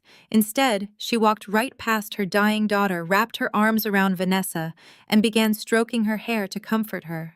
The video looped, starting over from the beginning, trapping my family in an endless cycle of their own monstrous cruelty. The silence in the hospital room was heavy and suffocating. The illusion of the perfect, respectable Wilson family was dead, laid bare for law enforcement to see. My father slowly lowered his head, unable to look at me, unable to look at the detectives, completely crushed by the undeniable visual proof of his own moral bankruptcy. Beatrice was openly weeping now, shaking her head back and forth as if trying to physically deny the reality of what she had just watched herself do.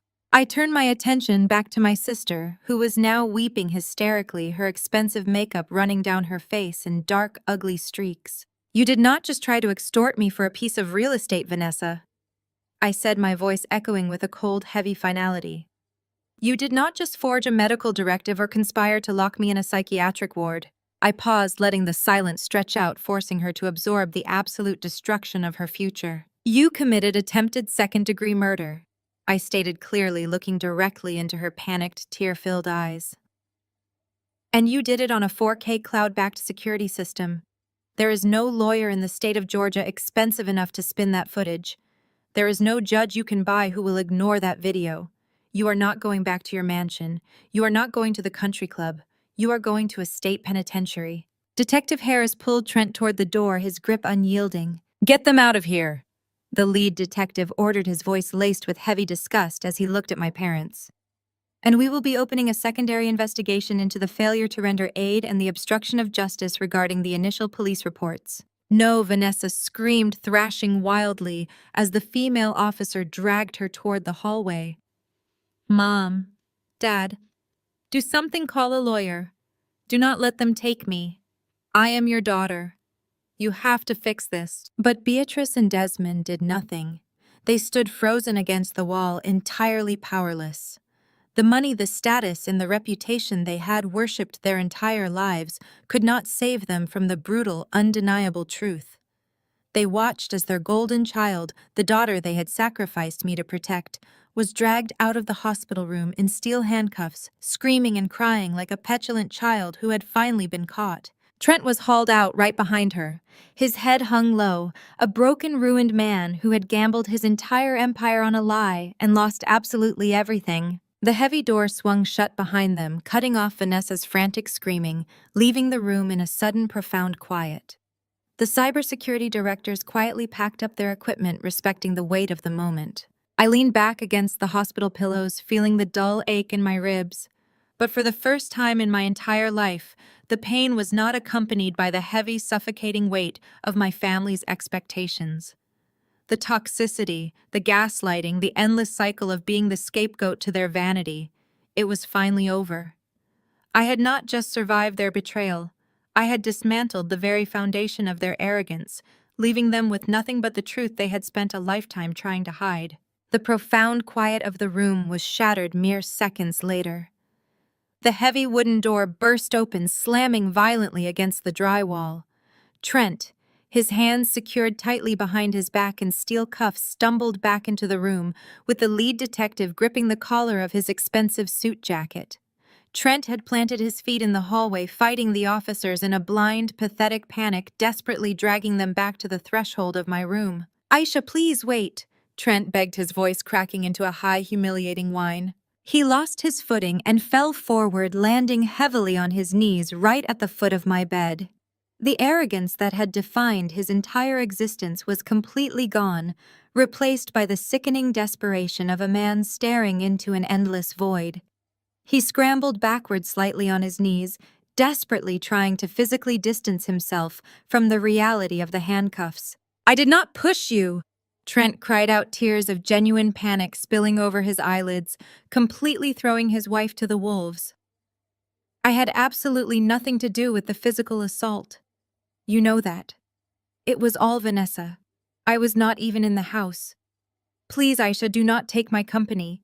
I am begging you." My mother and father, who had been standing paralyzed against the wall, suddenly realized the gravity of their situation. Their golden child was going to a state penitentiary, and their wealthy son-in-law was a bankrupt criminal. The reality of their own complicity crashed down on them, and the last remnants of their pride vanished. Desmond's knees buckled. My father, a man who had spent my entire life projecting patriarchal dominance, dropped to the cold linoleum right beside Trent. His hands shook as he clasped them together in front of his chest. Beatrice followed a second later, falling to her knees and burying her face in her hands, sobbing uncontrollably. "Aisha, my beautiful girl, please listen to us." My father pleaded, tears streaming down his face. "It was just a misunderstanding. We were confused. We were scared. The doctors said you were not going to wake up and we just panicked. We did not know what Vanessa did. I swear to God. You are our daughter. We love you. Please do not do this to us." I looked down at the three of them. The powerful real estate mogul, the proud patriarch, and the status-obsessed matriarch all kneeling on the sterile hospital floor, begging for mercy from the daughter they had spent a lifetime treating like collateral damage. I felt absolutely nothing for them, no pity, no remorse. "You did not panic, Dad," I said, my voice as cold and hard as a diamond. "You calculated. You weighed my life against a payout, and you chose the payout. You are not sorry for what happened to me. You are just sorry that you backed the wrong horse." I turned my eyes back to Trent. He was looking up at me with pathetic, watery eyes, sweating profusely in his tailored suit. "As for you, Trent," I continued, reaching over to my bedside table. I picked up a single manila folder that my cybersecurity director had left behind. "You are right. You did not push me down those stairs. But you are still the architect of this entire nightmare. You wanted my grandfather's land so badly, you were willing to let me die for it." I tossed the folder. It hit his chest and fluttered open on the floor, scattering several pages of thick, watermarked legal documents across the linoleum right in front of his knees. "Read it," I commanded. Trent stared down at the papers, unable to pick them up with his hands cuffed behind his back. He squinted at the bold lettering at the top of the page, his face twisting in confusion. "What is this?" he whimpered, his eyes darting frantically over the dense legal text. "That is the final nail in your coffin," I whispered, leaning over the edge of the bed, so he could hear every single syllable clearly. Regarding my grandfather's heritage land, you cannot bulldoze it, Trent. You cannot build your luxury condos, and you cannot use your corrupt judges for eminent domain. He shook his head, his breathing growing even more erratic. Why, we have the zoning board ready. Because the zoning board has no jurisdiction over it anymore, I interrupted smoothly. Yesterday morning, while you were busy celebrating my impending death, my legal team finalized a permanent transfer of the deed. I donated the entire property to the State Historical Preservation Trust. It has been officially designated as a protected heritage site. It is completely untouchable. It cannot be demolished, it cannot be altered, and it absolutely cannot be sold. Trent let out a strangled, breathless sound. The final piece of his grand development project, the anchor of his entire fraudulent scheme, was permanently gone. He stared at the floor, his mind desperately trying to find a way out of the massive financial crater he had dug for himself. But it gets better, I said, allowing a sharp, merciless smile to cross my face. Your firm has been bleeding cash for months. You were so desperate to keep your operations afloat while you waited for the Apex buyout that you took out a $10 million bridge loan last week from an anonymous private lending group. Trent froze. He slowly lifted his head, staring at me with a look of absolute, unadulterated terror. Yes, Trent, I nodded slowly. That anonymous lending group is a shell company. My shell company. I own your debt. I leaned back against my pillows, folding my hands neatly in my lap, relishing the look of total devastation washing over him. So let us review the math, I stated, my voice echoing loudly in the quiet room. You have lost the land. You have lost your company to Apex. And because you used your remaining personal assets to collateralize that $10 million loan, you are currently in breach of contract. You owe me $10 million that you do not have. You are officially, legally, and permanently left with absolutely nothing. Trent let out a guttural, agonizing wail. It was the sound of a man watching his entire universe burn to ash. He slumped forward, pressing his forehead against the cold hospital floor, sobbing uncontrollably into the scattered documents. The lead detective, looking thoroughly disgusted by the pathetic display, grabbed Trent by the back of his jacket and hauled him roughly to his feet. "All right, show is over," the detective growled, shoving Trent toward the door. "Let us go." My parents remained kneeling on the floor, weeping silently as they watched their wealthy son-in-law being dragged away. The silence that followed his departure was heavy and deeply satisfying.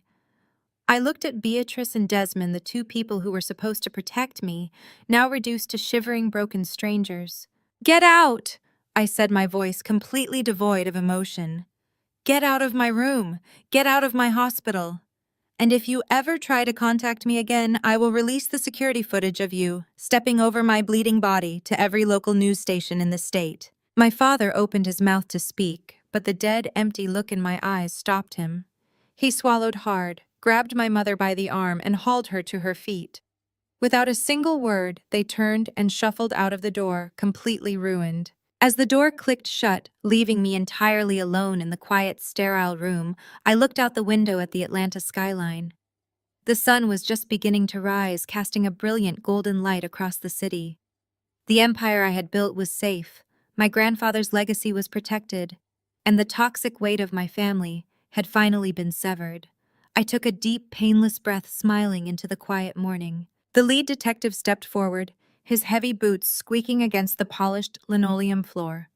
The sound cut through the suffocating silence of the hospital room like a gunshot. He did not yell. He did not posture. He simply reached to his utility belt and unclasped a pair of thick steel handcuffs. The metallic ratcheting sound echoed off the sterile walls, signaling the absolute end of the Wilson family reign. Vanessa Wilson, the detective, announced, his voice booming with an inescapable clinical authority. "You are under arrest for aggravated assault, conspiracy to commit medical fraud, and the falsification of legal health directives. You have the right to remain silent. Anything you say can and will be used against you in a court of law." At the exact same time, a second detective flanked Trent. The disgraced real estate developer did not even try to stand. He remained on his knees, shivering uncontrollably as the officer grabbed his arms and wrenched them behind his back. "Trenton Vance." The second detective stated, snapping the cuffs shut around Trent's wrists. "You are under arrest for corporate financial fraud, extortion, and conspiracy to commit grand larceny." For a fraction of a second, the room was entirely motionless. Then the reality of the situation crashed into Vanessa. The golden child, the untouchable socialite who had spent her entire life stepping on my neck, finally shattered. No, Vanessa shrieked, a high and piercing sound that tore from her throat. She violently jerked her arms, trying to pull away from the detective. Her designer handbag dropped to the floor, spilling expensive cosmetics and the useless forged power of attorney documents across the tiles. Her perfectly styled hair flew in her face, and her pristine, arrogant composure completely dissolved into raw, animalistic panic. "You cannot do this!" Vanessa screamed, her voice cracking as she thrashed against the officer's iron grip. "I am a Wilson. My father knows the mayor. My father knows the police commissioner. You are making a massive mistake. I did not assault anyone. She fell. I swear to God, she just fell." The detective did not even blink. He secured her wrists behind her back with practiced efficiency, tightening the steel cuffs until they bit into her skin. "Save it for the judge, ma'am," he replied coldly, adjusting his grip on her arm to hold her steady. Trent, meanwhile, was weeping openly. The formidable businessman had been reduced to a blubbering coward. He looked at Vanessa with pure venom. "Tell them the truth," Trent sobbed, struggling weakly against his arresting officer. "Tell them it was your idea. You wanted the inheritance. You pushed her. I just wanted the property. I did not want anybody to die." "Shut up, you pathetic loser!" Vanessa screamed back at her husband, her face twisting into an ugly mask of pure hatred. "You set this up. You brought the fake doctor. You told me to sign the papers." Watching them turn on each other was like watching two starving wolves fighting over a scrap of meat. Their toxic alliance had evaporated the second the consequences became real. But while Trent had completely surrendered to his fate, Vanessa's entitlement ran much deeper. She frantically searched the room for a savior, her wild, tear-filled eyes finally landing on my mother. "Mom," Vanessa wailed, reverting instantly to the tone of a helpless, frightened child. "Mom, do something. Make them stop. They are hurting me. Tell them it was an accident." Beatrice snapped out of her paralyzed state. The maternal instinct she had always reserved exclusively for her golden child suddenly flared to life. Ignoring the severity of the situation, ignoring the armed detectives, and ignoring the fact that she had just watched a high-definition video of Vanessa attempting to murder me, Beatrice lunged forward. "Get your hands off my daughter!" Beatrice screamed, her voice echoing with decades of unchecked privilege. She threw her arms around Vanessa's shoulders, desperately trying to physically pry her away from the lead detective. "Do you know who we are? We are prominent members of this community. You cannot drag my daughter out of here like a common criminal. I demand you release her this instant." "Ma'am, step back," the detective ordered sharply. When Beatrice refused to let go, crying and clinging to Vanessa's designer blouse, a third officer stepped in. He firmly grasped Beatrice by the shoulders and shoved her backward. Beatrice stumbled hard, her high heels sliding on the slick floor, nearly collapsing before my father finally stepped forward to catch her. Desmond caught his wife, but he did not defend her. My father looked at the police, then looked at the cold, hard steel wrapped around his eldest daughter's wrists, and he surrendered. The cowardice that had defined his entire life as a parent completely took over. He realized that using his political connections or throwing his weight around would only drag him into the conspiracy charges. He kept his mouth shut, choosing self-preservation over his favorite child. "Dad, help me!" Vanessa begged, her voice hoarse, as the detectives began pulling her toward the heavy wooden door. Desmond looked away, staring firmly at the floor tiles, refusing to meet her eyes. When Beatrice realized her husband was not going to intervene, a new kind of panic set in. She saw the absolute finality in the detectives' faces. She saw the ruin of her pristine family reputation. Desperate and hyperventilating, Beatrice spun around. She practically crawled to the side of my hospital bed. Her hands were shaking violently as she reached out, grabbing my forearm with a tight, desperate grip. "Aisha." Beatrice sobbed, tears ruining her expensive makeup, leaving dark streaks down her pale cheeks. "Aisha, please. I am begging you. I looked down at her hands clutching my arm. Her perfectly manicured nails were digging into my skin. Tell them to stop, Beatrice pleaded, her voice dropping to a frantic broken whisper. Tell them you will not press charges. Tell them you refuse to testify.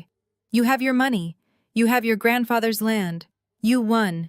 You proved your point. But please spare your sister. Do not let them take her to a prison cell. They will destroy her in there. She is your family, Aisha. She is your blood. You have to save her. She looked up at me, her eyes wide and pleading, expecting the same compliant, desperate to please daughter she had controlled for 30 years. She expected me to fold. She expected me to prioritize the Wilson family reputation over my own life, just like I had always been trained to do. The room fell entirely silent. Even Vanessa stopped struggling for a moment, waiting by the door, holding her breath to see if her mother's manipulation would work one last time. I stared at Beatrice. I looked at the tears streaming down her face, the genuine terror in her eyes, the desperate way she clung to my arm. For a fleeting second, I remembered every birthday she had ignored, every achievement she had dismissed, and every cruel comment she had made to elevate Vanessa at my expense. I remembered the heavy, crushing weight of trying to earn a mother's love that was never going to arrive. I felt absolutely nothing. No anger, no sorrow, only a hollow, echoing peace. I slowly raised my free hand and placed it over my mother's trembling fingers. I did not squeeze her hand to comfort her. I dug my thumb into her knuckles and forcefully peeled her fingers off my arm, pushing her hands away with a slow, deliberate disgust. Beatrice gasped, stumbling back half a step as if I had physically struck her. Family? I asked, my voice barely above a whisper, yet carrying a chilling absolute finality that seemed to freeze the air in the room. I kept my eyes locked on hers, ensuring she saw the complete and total death of the daughter she thought she knew. From the exact moment you stepped over my bleeding body at the bottom of those stairs, I said, pronouncing every single word with surgical precision. From the moment you left me lying in a pool of my own blood, so you would not miss your first-class flight to Miami, I became an orphan. Beatrice's mouth fell open, but no sound came out. The breath completely left her lungs. She took another stumbling step backward, hitting Desmond's chest, her eyes wide with the horrifying realization that she had completely severed the only lifeline she had left. I do not have a sister. I continued my gaze, shifting briefly to Vanessa, who was now weeping silently by the door, completely broken. And I certainly do not have a mother. I looked back at the lead detective and gave him a single dismissive nod. Take them away. I am done looking at them. The detective did not hesitate. He gave my parents a look of profound disgust before turning back to Vanessa. Let us go, he ordered, pulling her forward. Vanessa let out one final agonizing wail. It echoed down the hospital corridor as the detectives dragged her out of the room. Trent was hauled out right behind her, his expensive Italian leather shoes dragging across the floor, his head hung in absolute defeat. My parents remained frozen in the center of the room. They had come here to steal an empire, to bury a daughter they deemed inconvenient, and to secure their own opulent future. Instead, they were leaving with nothing. Their legacy was destroyed.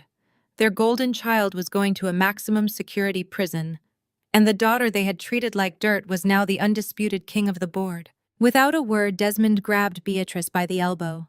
He did not look at me.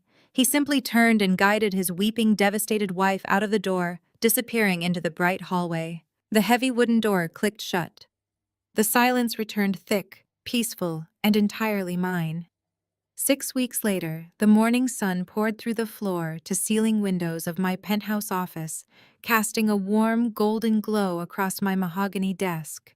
The air was perfectly still, scented faintly with the jasmine tea I had just finished brewing. I settled back into my leather executive chair, wrapping both hands around the warm porcelain cup, and let out a slow, contented breath. I picked up my iPad from the desk and tapped the screen, bringing up the morning aggregate of the local Atlanta news feeds. For the past month and a half, the digital headlines had provided better entertainment than any television show ever could.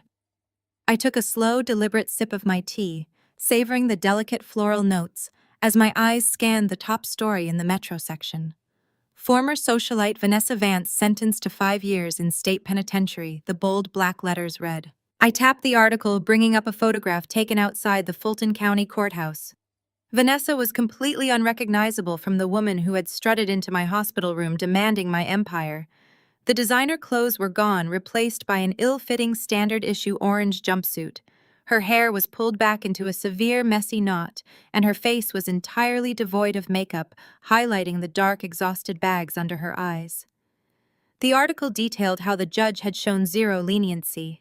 The high-definition security footage of her shoving me down a flight of concrete stairs, combined with the irrefutable evidence of her bribing a discount psychiatrist to forge medical power of attorney documents, had made her trial incredibly brief. Her defense attorney had tried to argue temporary insanity brought on by family stress. The jury had deliberated for less than 2 hours before handing down a maximum 5-year sentence without the possibility of early parole. I swiped left, moving to the financial and business sector of the news app.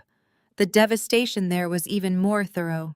Disgraced real estate developer Trenton Vance declares bankruptcy amid dangerous debt scandal. Trent's complete obliteration had been swift and merciless. Once my shell company had officially called in the $10 million bridge loan he had defaulted on, his entire corporate structure collapsed like a house of cards. But Trent had not just borrowed from me. In his desperate, flailing attempts to keep his failing luxury condo projects afloat before he could steal my grandfather's land, he had turned to the black market. The article outlined a pending federal investigation into Trent's ties with several unregulated underground lending syndicates. He was currently drowning in millions of dollars of high-interest debt owed to loan sharks who did not care about corporate bankruptcy protections. Men who collected their debts using broken kneecaps rather than court orders. Trent had completely vanished from the public eye, reportedly bouncing between cheap motels, terrified for his life, while federal authorities seized every single remaining asset he had to his name, down to the luxury watch off his wrist. I took another sip of tea, letting the warm liquid soothe my throat as I navigated to the community and local society pages. This was perhaps the most poetic justice of all. Wilson family estate enters foreclosure as patriarch's reckless investments implode. My parents had always valued their reputation, their pristine social standing, and their opulence above all else. They had worshipped at the altar of high society, sacrificing their own daughter to maintain the illusion of their superiority. Now that illusion had been violently shattered, Desmond, blinded by his absolute faith in Trent's grand real estate schemes, had quietly taken out a massive second mortgage on the family estate. He had leveraged everything they owned to back Trent's failing projects, fully expecting that my eventual death or forced commitment to an asylum would allow them to steal my tech fortune and cover the debts. With Trent bankrupt and Vanessa in prison, the bank had swooped in with surgical precision. The sprawling, ivy-covered mansion my mother had lorded over her friends for 3 decades was currently sitting on the auction block seized by the bank to cover Desmond's catastrophic financial negligence. But the loss of their wealth was only a fraction of their punishment. I scrolled down to a related article, a piece in the local community gazette that had been trending all morning. Prominent church board votes unanimously to expel Desmond and Beatrice Wilson. The security footage from the hospital had not stayed buried in a police evidence locker. During the discovery phase of Vanessa's trial, the video of the incident had been entered into public record. It had taken exactly 2 hours for the footage to leak to the press. Millions of people across the country had watched my sister push me down the stairs. But more importantly, millions of people had watched my parents step over my bleeding, unconscious body to comfort my attacker. The social fallout had been absolute and biblical. The affluent, tight-knit church community that my parents had essentially ruled for 20 years turned their backs on them overnight. The very people my mother had played bridge with, the men my father had golfed with, recoiled from them in pure disgust. They were stripped of their board seats, banned from the country club, and completely exiled from the only world that mattered to them. They were social pariahs, forced to pack whatever belongings they could fit into a rented moving truck in the dead of night, slipping away in absolute disgrace. I set the iPad down on the polished wood of my desk, the screen still glowing with the headline of their ruin. They had lost everything. Their money, their home, their freedom, and their pride. And the most beautiful part of it all was that I had not had to lift a single finger to destroy them. I had simply stepped out of the way and allowed the crushing weight of their own greed, their own arrogance, and their own toxic entitlement to drag them straight down to the bottom of the ocean. They had dug their own graves with frantic, eager hands. I just provided the shovels. A soft chime from my computer drew my attention away from the news. It was a calendar alert reminding me of my 10 o'clock meeting with the board of directors for the State Historical Preservation Trust. The architectural blueprints for the restoration of my grandfather's property were finalized. We were turning the estate into a fully funded state-of-the-art community center and technological incubator for underprivileged youth in the area. The very land Trent and Vanessa had tried to murder me for was now going to serve as a beacon of opportunity for generations to come, standing as a permanent, untouchable monument to the man who had actually believed in me. I picked up my teacup, walked over to the massive glass window, and looked out over the sprawling, sunlit city. The world outside was moving forward entirely indifferent to the collapse of the Wilson family. I felt a profound, unshakable lightness in my chest. The heavy, suffocating shadow I had lived under for 30 years was gone. I was no longer the scapegoat. I was no longer the disappointment. I was exactly who I had built myself to be. I took one final long sip of my tea, feeling the warmth radiate through my body. Justice did not always have to be loud or explosive. Sometimes justice was simply the quiet, uninterrupted peace of a Tuesday morning, completely free from the ghosts of the past. The metallic click of the handcuffs sounded like a gunshot in the sterile hospital room. The lead detective did not wait for an invitation to proceed. He signaled the officers behind him, and they moved with a practiced, terrifying efficiency. One heavy-set officer grabbed Trent by the bicep, twisting his arm backward, while Trent stammered incomprehensible syllables, his expensive Italian suit crumpling under the rough handling. Another officer approached Vanessa, catching her by the wrist, just as she tried to recoil in absolute horror. Vanessa let out a sharp, breathless shriek. She jerked her arm violently, her manicured nails scraping against the officer's uniform. "You cannot do this," she yelled, her voice pitching into a hysterical, grating frenzy. "I am a Wilson. We are a respectable family. This is a massive misunderstanding. She is my sister. We had a minor disagreement, that is all. You are taking the paranoid word of a brain-damaged patient over mine. You are ruining my life over a slip and fall." Trent was equally panicked, his knees visibly buckling as the cold steel locked securely around his wrists. "I demand a lawyer!" Trent shouted, his face pale and slick with sudden sweat, his eyes darting frantically toward the door. "I am a prominent real estate developer in this city. I have the mayor on speed dial. You are making a career-ending mistake here, detective. I had nothing to do with any medical fraud. My wife handled the paperwork. I am merely an innocent bystander who was trying to help his family." Vanessa whipped her head around to glare at her husband, pure venom flashing in her eyes at his immediate cowardly betrayal. But before she could scream at him, I raised my hand. The quiet, authoritative gesture instantly commanded the room. Even the seasoned detectives paused, holding the struggling couple firmly in place. "You still think you can talk your way out of this?" I said, my voice smooth and perfectly level, cutting through the chaotic noise of their panic like a surgical blade.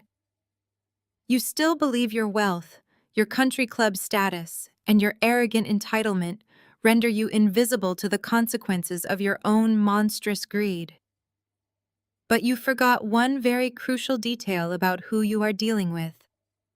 I am not just a victim you can sweep under the rug. I am a cybersecurity expert." I reached over to the bedside table and picked up a small, sleek remote control. I pointed it at the large flat-screen television mounted on the wall directly opposite my bed, a screen they had completely ignored since strutting arrogantly into the room. I pressed a single button. The screen instantly flickered to life. The high-definition glow illuminated their terrified, ashen faces. "Let me show you exactly what kind of mistake you made." I continued, my gaze locking onto Vanessa with unbreakable intensity. "I installed military-grade cloud-backed security cameras throughout grandmother's entire estate last month.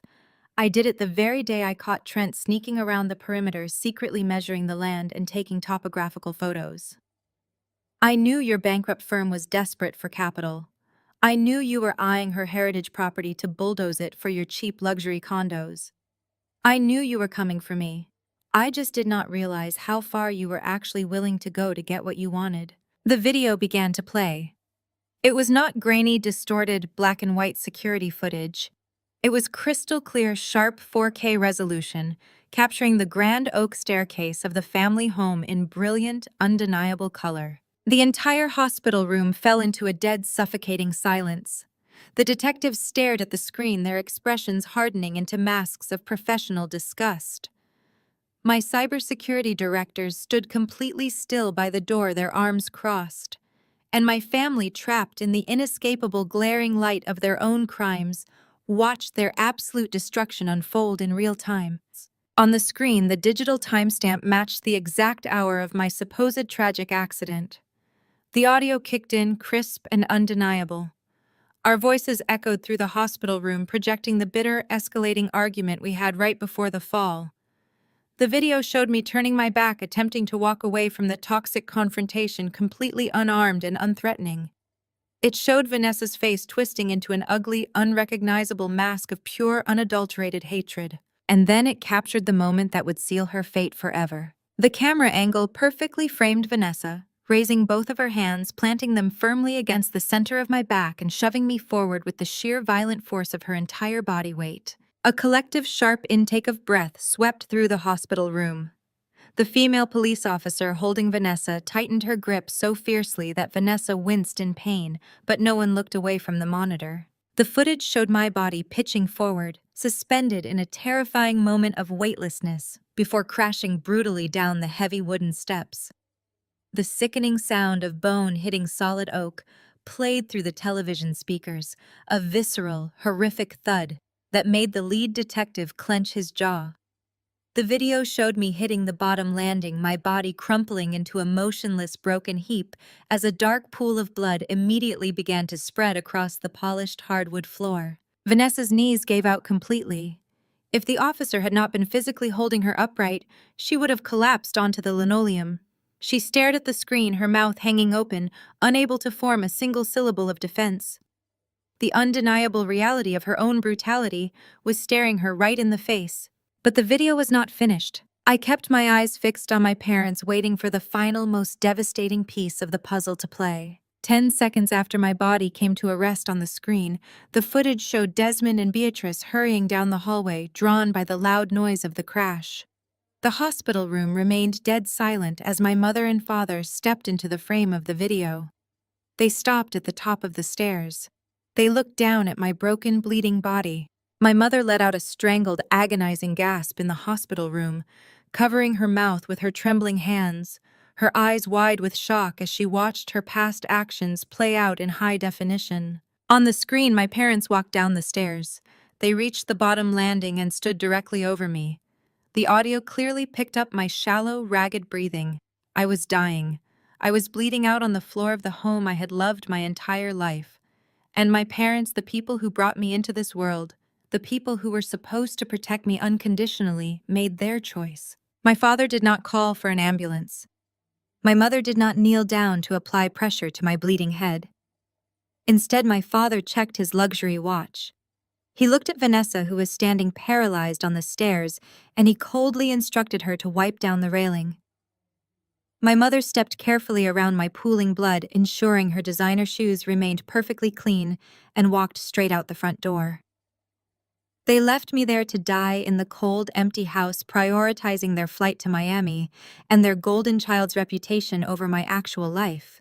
The video looped, fading to black before starting the brutal sequence all over again. The silence in the hospital room was absolute. The illusion of the perfect, respectable Wilson family was completely pulverized, ground into dust beneath the crushing weight of undeniable digital proof. You did not just try to extort me for a piece of real estate. Vanessa, I said, my voice ringing out with a cold, surgical precision that made her flinch violently. You did not just force me to sign fraudulent medical papers or conspire to steal a lucrative tech company. You committed second-degree attempted murder. Vanessa began to hyperventilate. Her chest heaved with rapid, panicked breaths, and tears streamed down her face, ruining her perfect, expensive makeup. "No," she sobbed, shaking her head frantically from side to side. "No, it was a mistake. I was angry. I just wanted to scare you. I did not mean for you to fall that hard. I am your sister Aisha. You cannot do this to me. I will not survive in a prison cell. I cannot go to jail." "You should have thought about that before you put your hands on me and watched me bleed," I replied, my expression completely unreadable and devoid of mercy. Trent was desperately trying to pull away from the detective, his eyes wide with terror as he looked at his wife. I had no idea Trent yelled, his voice cracking into a pathetic, high-pitched squeal. "I did not know she pushed her. She told me it was an accident. I am innocent. Officer, you have to believe me.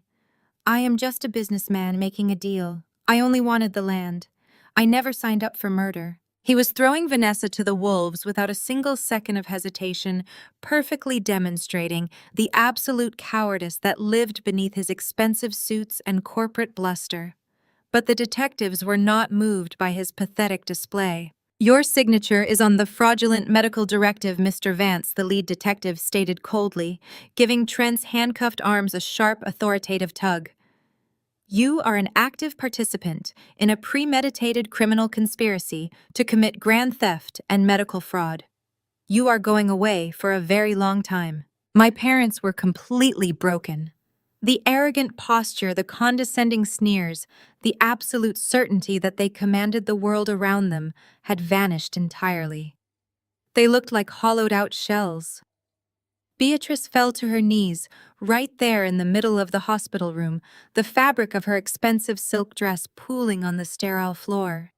She buried her face in her hands, weeping loudly, the sound echoing with the pathetic realization that her entire high society life was over. Desmond stood beside her, his shoulders slumped, his face an ashen, sickly gray. He stared at the blank screen of the television as the video finished looping, his mind clearly struggling to comprehend the sheer magnitude of the destruction that had just occurred. He looked at me, his eyes filled with a desperate, cowardly pleading. "Aisha," my father whispered, his voice trembling so badly he could barely form the words. "Aisha, please. We panicked. We did not know what to do. You have to tell them to stop. We are your family. We are your blood." I looked at the man who had stepped over my bleeding body to protect his own selfish interests. I looked at the woman who had cared more about her luxury vacation than her dying daughter. I felt no anger left in my heart. The burning toxic rage had finally burned out, leaving behind a profound, untouchable peace. "Family does not leave you to bleed to death on a hardwood floor," I said softly, delivering the final, inescapable truth that severed my ties to them forever. "Take them away, detective. I am done looking at them." The lead detective nodded sharply. He gripped Trent's collar, shoving him roughly toward the hallway. The female officer pulled Vanessa forward, completely ignoring her hysterical screams and frantic pleading cries. The heavy wooden door clicked shut behind them, cutting off the noise of their ruin and returning the room to a thick, peaceful, and entirely victorious silence.